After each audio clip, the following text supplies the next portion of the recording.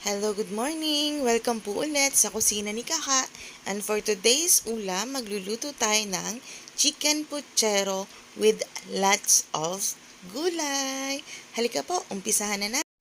Ang una po natin gagawin ay magigisa lang tayo ng bawang, sibuyas, at kamatis. Haluin-haluin lang po natin hanggang sa kumatas ng konti ang ating kamatis para mag-add na rin ng additional color.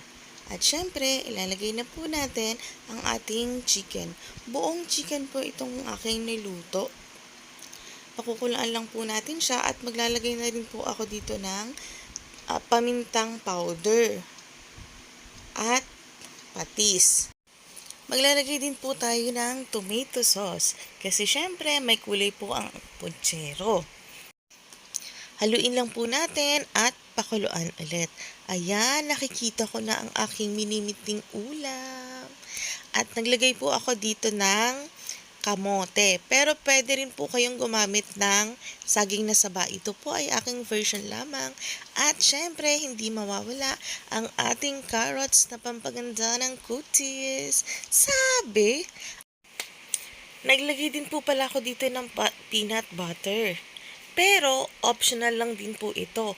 Gusto ko lang po mas madagdagan pa yung panamis-namis niya. Nagdagdag din po ako dito ng sugar.